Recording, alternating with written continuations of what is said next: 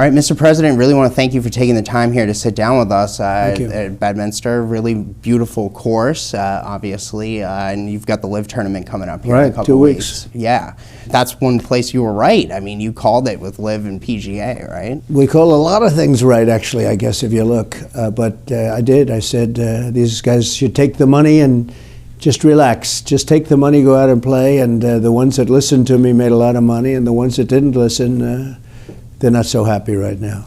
Okay, so let's start with some big news. This week, we saw a federal judge look at this plea deal that the Justice Department had offered Hunter Biden, and that thing went off the rails in court. And now it's on hold for quite a while. It seems like a pretty sweetheart deal. What were your thoughts watching that play out? Well, they gave him a traffic ticket for which other people suffered greatly, many other people with the same kind of thing. I don't think there's ever been anything like this because he's got so many different elements. But he was given a traffic ticket, and the judge was, she's a brilliant woman, and she was, I think, very indignant about it. I don't think she was happy about it. Under questioning, the prosecutors admitted that this deal was unprecedented, that they never offered a deal like this before. Do you think that it's unfair that Hunter Biden's getting such a sweetheart deal? Well, that speaks for itself. They actually admitted there's never been a deal like this done before. And yeah, I mean, sweetheart, it's beyond sweetheart. Nobody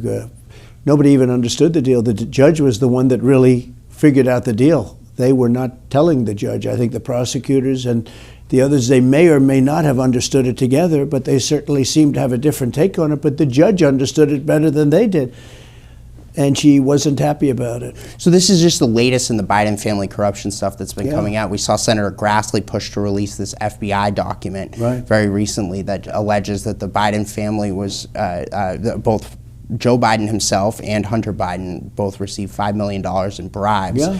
Did you get a chance to review that document? What did you think about it? I think it's terrible. There's never been a time like this in our country. They go around indicting me for nothing, for really political interference or election interference is what they're practicing at a level nobody's ever seen. And this is a crime family. That was like mobsters, the way they spoke on the phone, the way he spoke on the phone about his father sitting there. And he was sitting there. Does anyone have a doubt about that? No, this is a thing that this country has never seen before, and nothing happens to him. So if you're elected president again, I mean, is there something you intend to do about this? Well, you appoint a special prosecutor, maybe? I probably shouldn't talk about that now. It's a little early.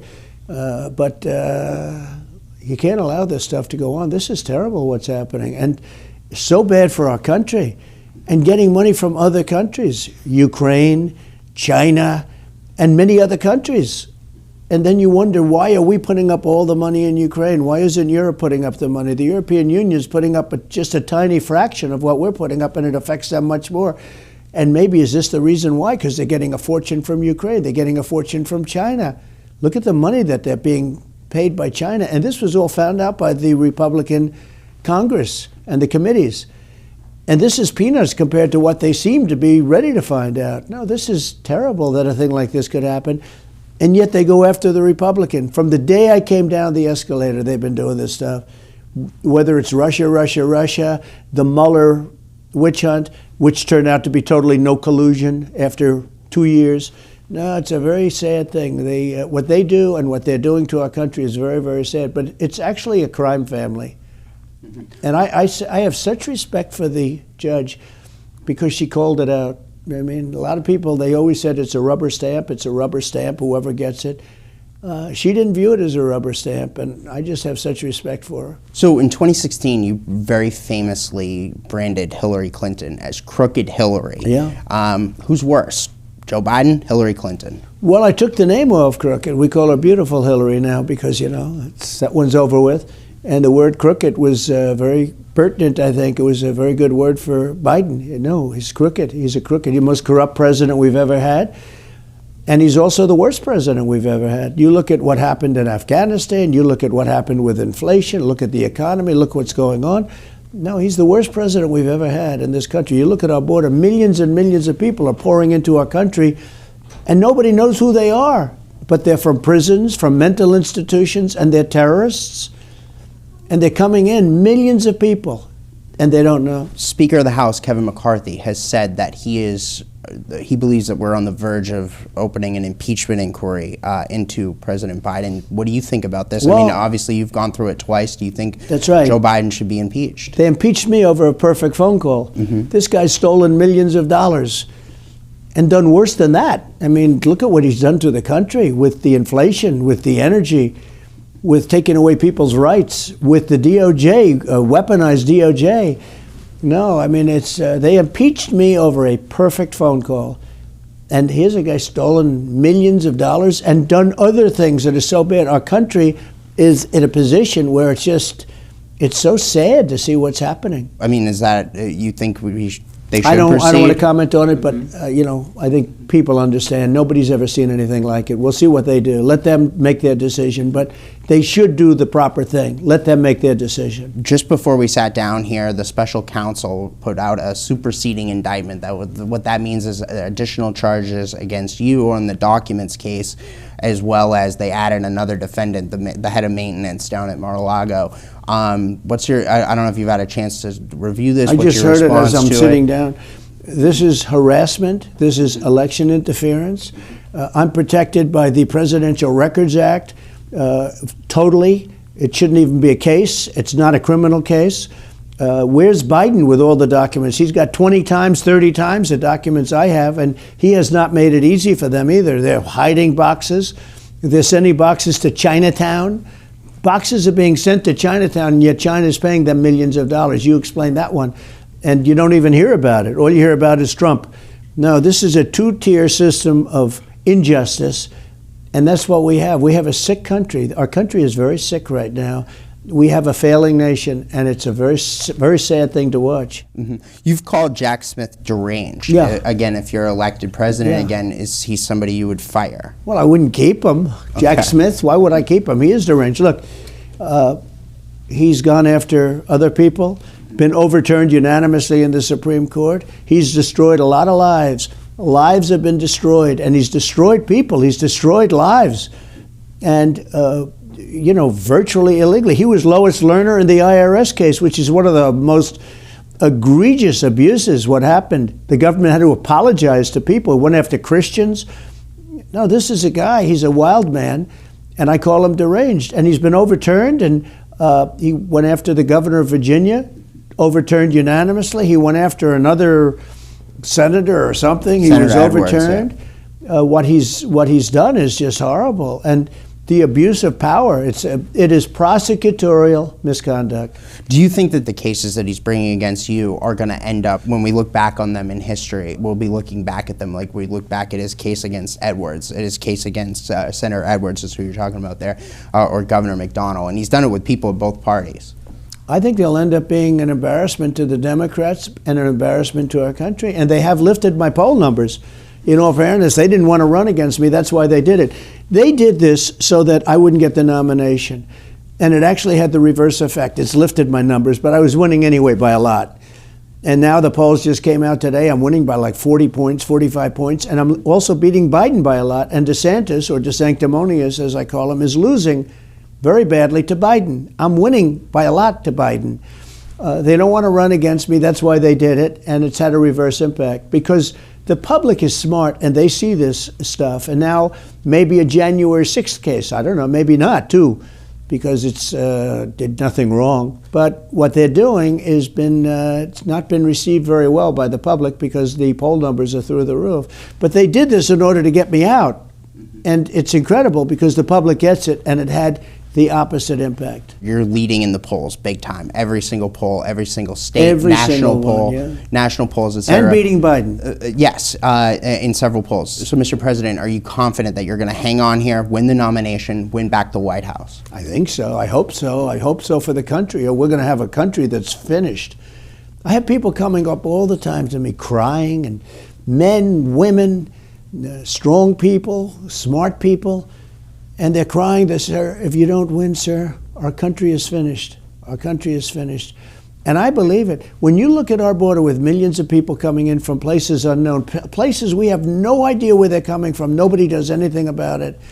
And many of these people are from jails and prisons, and many of these people are from mental institutions, and they're terrorists, and they're pouring into our country. And it's so sad to see what's happening. Look at Afghanistan. We give them $85 billion worth of equipment. We lose 13 soldiers, but so many have been horrifically wounded and horribly wounded. We left Americans in Afghanistan. Look at what happened with Afghanistan, how bad that is. That's, I think, the most embarrassing moment in the history of our country. That's how bad it was. We were like surrendered, and I had them in such great shape. We didn't have a soldier killed in 18 months under me. 18 months, not one soldier even shot at, because they knew not to do it. And then I go out, and they do this ridiculous situation. Getting out, I was the one that was getting out, but we would have gotten out with strength. At 21 years is enough. We were getting out with strength, with power, with dignity. When we got out, it was like we surrendered. We took the soldiers out first. Who ever heard of that? We took the soldiers out first. We gave up Bagram Air Base, which would have been great for China because it was only an hour away from where they make their nuclear weapons. So sad what's happened. Remember this. Ukraine would have never happened. Russia would have never, ever attacked.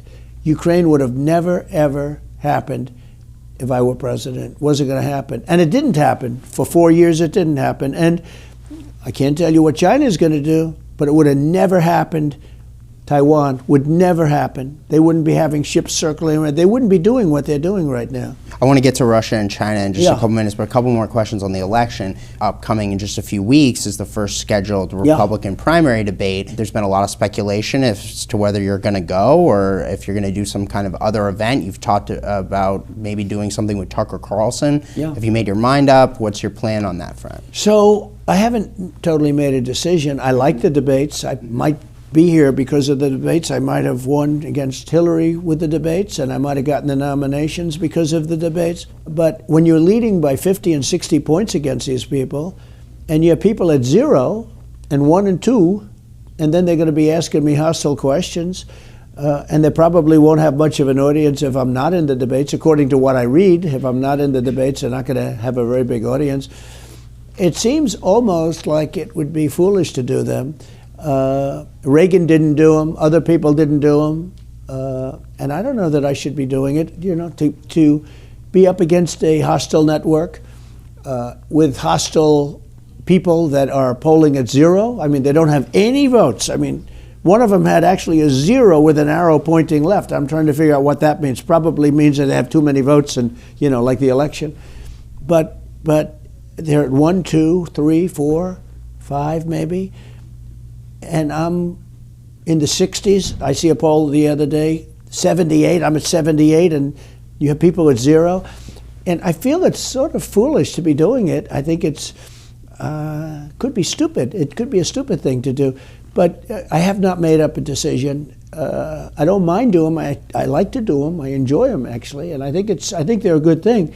But when you're leading somebody by 50 or 60 points, I think doing it might be foolish. Your chief rival for the Republican nominations He's crashing badly. Florida Governor Ron DeSantis. He just laid off 38 people. Yeah. He is now supposedly doing a campaign reboot. What went wrong? This is his third one. What went wrong with his campaign? He's got no personality. He just has no personality. The only reason he won in the first place was because I endorsed him. He was dead. He was down by 30-something points to Adam Putnam, who was the Secretary of Agriculture, and he came and asked me if I would endorse him. I didn't know Adam Putnam, and I endorsed Ron, and he went up like a rocket ship as soon as I endorsed him. But that wasn't him going up. And people said he was a lousy candidate. He turned out to be a lousy candidate. I mean, I don't think he's going to be second very long. It looks like he's being superseded by others, getting very close. His campaign is now also, and he today as well, is attacking Congressman Byron Donalds. What do you think about that? I don't think you can attack Byron. He's a great congressman with a tremendous future. I will say this. A lot of people thought that Byron Donalds was a DeSantis person. They come from Florida. And Byron got out and he said, look, I have to endorse Trump because Trump is the one that can do it. I was very honored by his endorsement. But if you've watched him recently on television, he's a star. What he has done is incredible. He's really respected. And so I guess maybe DeSantis would attack him. A lot of people thought that they were friendly, and they might be friendly, but Byron Donalds did what he felt was the right thing, and he endorsed me, not DeSantis. I saw a quote from one of DeSantis' advisors saying that this election will not be won on tax cuts or trade deals, but it will be won on who can fight woke the most. What are your thoughts on this? What do you think are the defining issues of this election? Well, I disagree. I think it's going to be one on the economy, and it's going to be one somewhat on holding China back and holding all these countries back that are all after us. But, we have tremendous problems from within, because I didn't have a problem with China. We took in hundreds of billions of dollars from China. No other president took in anything. I didn't have a problem with other countries. Look at what I did with North Korea. I held them back. Now all of a sudden they're testing missiles and nuclear and everything else again, because they don't respect Biden. But the problem that we have with these sick people, like people that appoint special prosecutors, because that's what they are, they're prosecutors, they're not counsels, they're prosecutors, and people appoint them in order to try and gain favor politically, that's a real problem for this country, that a thing like this can happen. I think that the election is going very well for me. And I think you'd agree with that, Matt. I've known you a long time, but it's going very well for me. I'm up by 40 and 50 points, and sometimes more than that. And I'm up on Biden, and we have to take back our country. We have to have a wall, and I built hundreds of miles of wall, and it was great, but we now have to build more. I built hundreds of miles of wall, and when that was completed, they said certain areas should have more. We got that all built, all ready, and all we had to do was install it. It would have taken 3 weeks. It was ready to be installed, and then we had a rigged election. And because of that, they didn't put up the wall that was already built. It was ready to be put up. The easy part is putting it up, right? It was all built. And that's when I realized for the first time, these guys actually want to have an open border. But think of it. They want high interest rates. They want open borders. They want no voter ID. They want high taxes. They want to quadruple taxes. They want the taxes to go up, your taxes, everybody's taxes, to go up 3-4 times. I never heard of that. All my life, I never thought I'd run for office. Growing up, I loved real estate, I loved business and all the things I was doing. I never thought I'd do this. But I was politically motivated, and I always enjoyed it and watched it. I've never seen somebody run on raising taxes. These people want to raise taxes and quadruple everyone's taxes. I think it's crazy. I gave the largest tax cut in history. I gave the largest regulation cut in history. We had the best job numbers in history for everybody, African American, Hispanic American, Asian American, male, female, everybody. And we did a good job, and I think that's why I have these big poll numbers. Mitt Romney has been out there calling for, he just did a big article in the Wall Street Journal, I believe, calling for the rest of the field to all drop out of the race and unite behind one person. He doesn't say which one, but the point is that they're trying to unite behind one person to try to stop you. What do you think about those efforts by the establishment Republicans like Romney to try to stop you? Well, Mitt's a loser, and he's been a loser for a long time, and he has no respect in the Republican Party. He's a terrible Republican, and I think he's terrible for the nation also. And I saw him marching with the Antifa and the groups down Washington with his mask on. You couldn't even see his face. And they were marching, and these were real terrorists and very bad people who he was marching with. He didn't even know the difference. No, Mitch, he's really, I think having him, I call him kryptonite. If he endorses somebody, that person loses. I had a couple of people that I endorsed, and they took a big lead. All of a sudden, I saw their lead was gone. What happened? They associated them with Mitt Romney. And once they became disassociated, they went back up. But in those cases, they really wanted to be disassociated. Now, Mitt's a loser. He's technically up for re-election next year. He hasn't said what he's going to do. Do you think you should call Well, the right quits, candidate will beat him. It's a great state. The right candidate will beat him. I think beat him easily. So speaking of the Senate, we saw another big story this week is that the Senate leader, Mitch McConnell, had another of what appears now to have been several major health incidents. I don't know if you saw the video of him at the press conference. What did you think about that? Well, I thought it was sad. At the same time, I think it's a shame that he went so far out to give Green New Deal money to Biden and the Democrats. You know, he got 10 people to vote because they needed 10 people, and he got 10 people to vote on numerous occasions for trillions of dollars, and I think that's a shame. But that was too bad. That was actually a sad thing to see. He had a bad fall, I guess, and probably after effect of that. But it was also sad that he gave trillions and trillions and trillions of dollars to the Democrats to waste on the Green New Deal and destroying our oceans and destroying our great, beautiful vistas and plains all over our country with windmills that, are very expensive energy. So that's a very sad thing also. Do you want to see a new Republican leader in the U.S. Senate? Do you want to see McConnell? I think we have to step have aside? that. No, we have to have that. And we have some people in the Senate that are fantastic, would be great at that position, but just amazing that he would do that. At the same time, I hope he's well. Anyone that comes to mind? I know there's approximately a dozen Republican senators who have endorsed you. Yeah. I know you're particularly close with, say, Senator Steve Daines, who No, leads I have the a lot of RSC. relationships. I have a lot of great relationships with the Senate and with the House, probably the House even more so. The House, on the impeachment hoax, they voted I think it was 196 to nothing. The Republicans were 196 to nothing. Jim Jordan and all of the people. I think Jamie Comer's doing a great job. Jim Jordan. You have a lot of people in the House doing a great job. Matt Gaetz is doing really well. He's a tough cookie, and he's doing really well.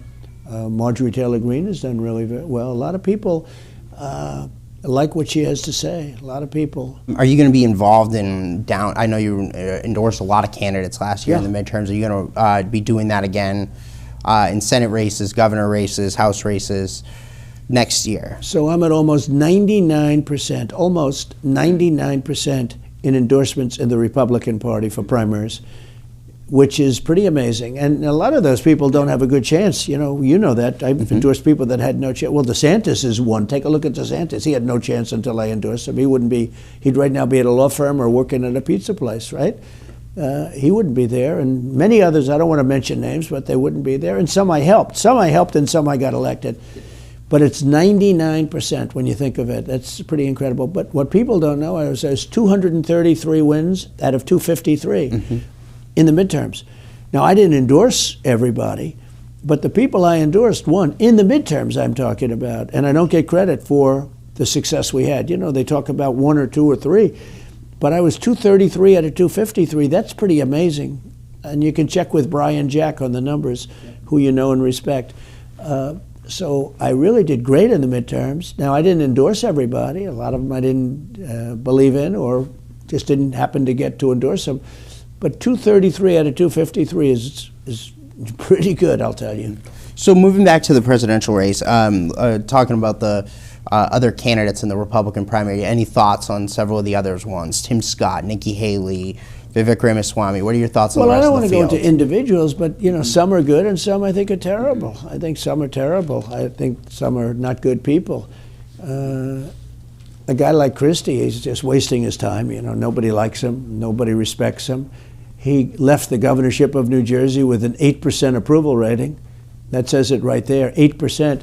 But you have some very good ones. I get along very well with Tim Scott. We did opportunity zones together. I think that Ramaswamy is doing very well. He speaks very well of me. He says I'm a great president. So I said, oh, good. Is he running against me, actually? But he's very good. That's one of the reasons he's doing well, because he speaks well of me. And no, I think you have a few that are really good, and I think you have some that aren't good. I think this Asa Hutchinson, he's polling at 0. He's wasting his time. Why is he running? This is the point. Why would I do a debate with a guy like that that's running, that's at 0, and then he's going to just ask a nasty question? Why would you do that? But Asa Hutchinson's wasting people's time.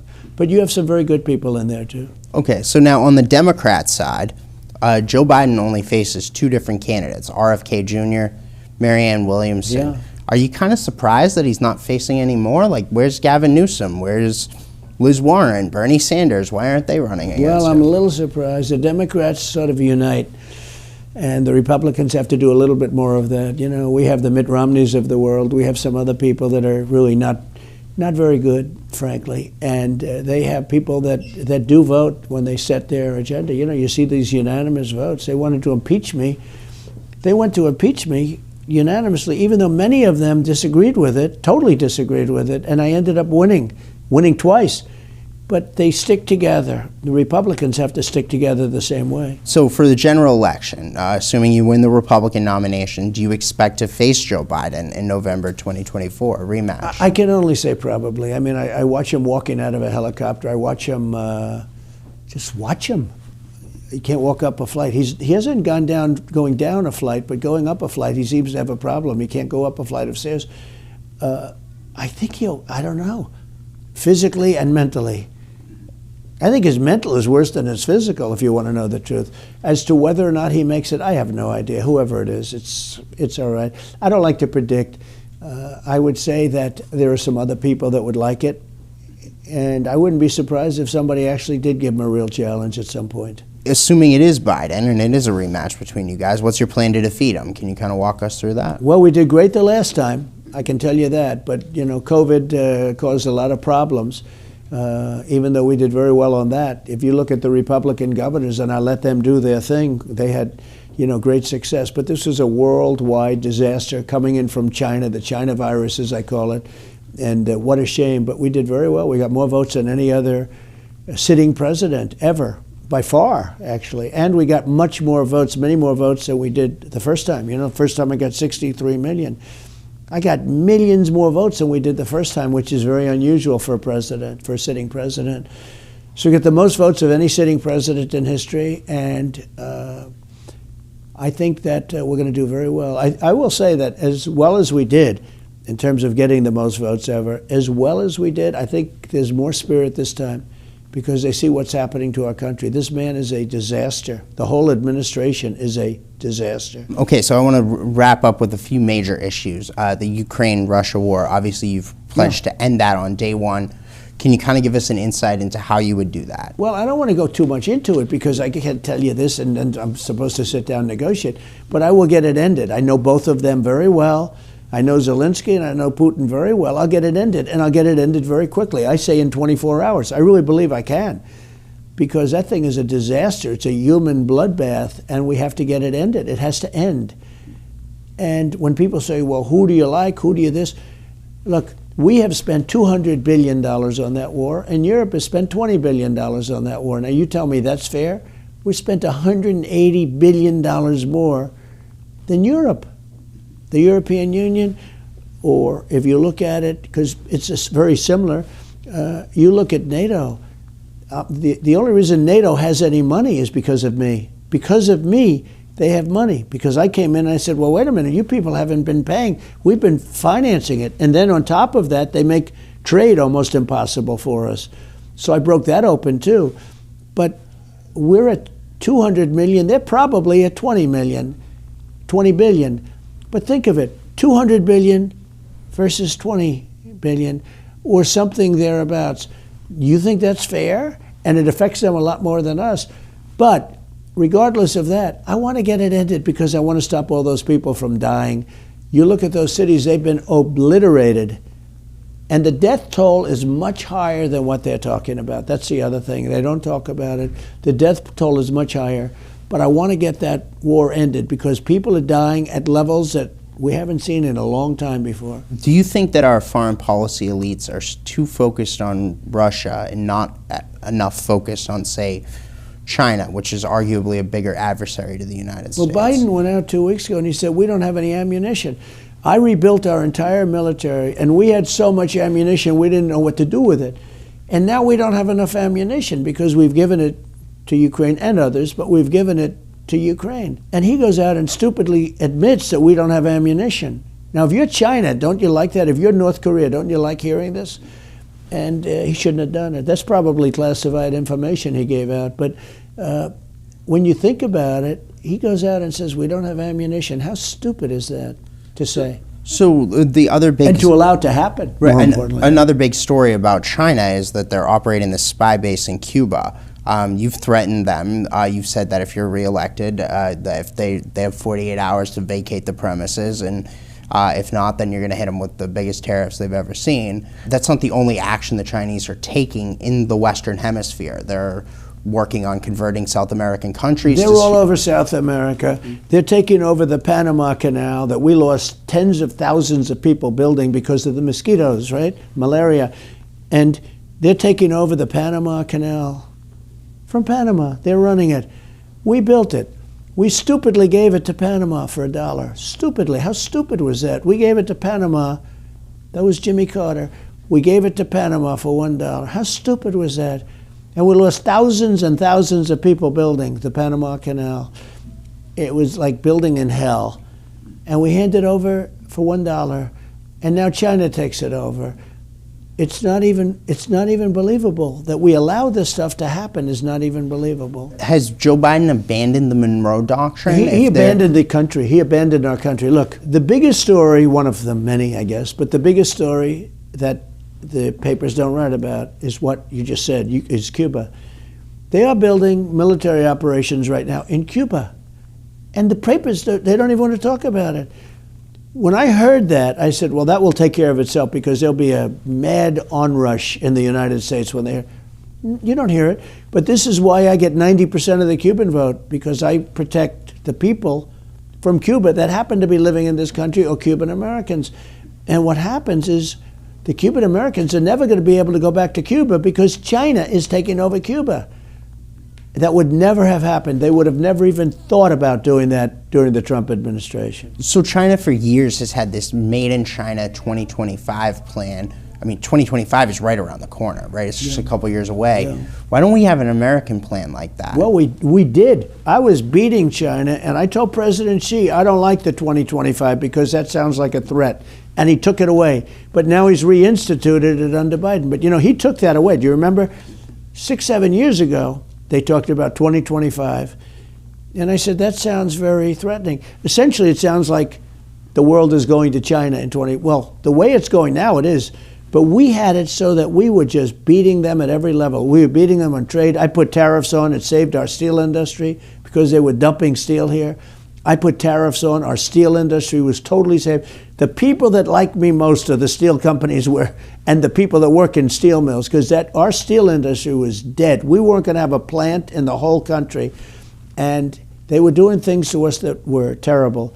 And I also told President Xi, I don't like your 2025 statement. I think it sounds very threatening. I don't like it. And he withdrew it. But now he put it back again. The White House keeps going out there, the Biden White House going out there and touting what they call, quote unquote, Bidenomics. Yeah. Sure, unemployment is kind of low right now, and the GDP it's a false number, though, because a lot of people aren't working. A lot of people aren't looking for jobs. Real wages are down because of the inflation. Real wages are way down, and family income is way down. So how do you get that? Let's say you get back into the White House. How do you get those policies back in place to get the money back in the hands of the working middle-class Americans? Look, inflation was caused by energy to start off, and now it's caused by everything, but it was caused by energy. We're going to be drilling. We have more liquid gold than anybody. We're going to make a fortune on that. We're going to get energy way, way down in this country. That means your electric bills, your heating bills, your gasoline, everything going to come way down. Inflation's going to go away. We had no inflation. We had virtually no inflation. We had the perfect number, actually, perfect number. Everything was going great, and then they rigged an election. But we had virtually no inflation. We had the greatest economy in history, the best employment numbers ever in history. We had all of this going so beautifully. We're going to start it again, and we're going to also seal up our border. People can come into our country, but they have to come in legally. Let's again say you win the White House back next year. What are the first things you intend to do on day one of your presidency? Immediately seal up our border. You come in, but you have to come in legally. We're going to have to take all of these people, the criminals, out of our country because you don't have jails that have people in them. You go to South America, they have empty jails right now because they've dumped them in America. They have empty mental institutions and plenty of terrorists. We're going to get them out. And we know who they are because our great police in this country, they know who they are locally. They know who they are. We're going to get them out. We're going to stop inflation. We're going to be drill, baby, drill. We're going to be drilling for oil, liquid gold under our feet. We're not going to use Venezuela oil and all of these other countries that are ripping us off.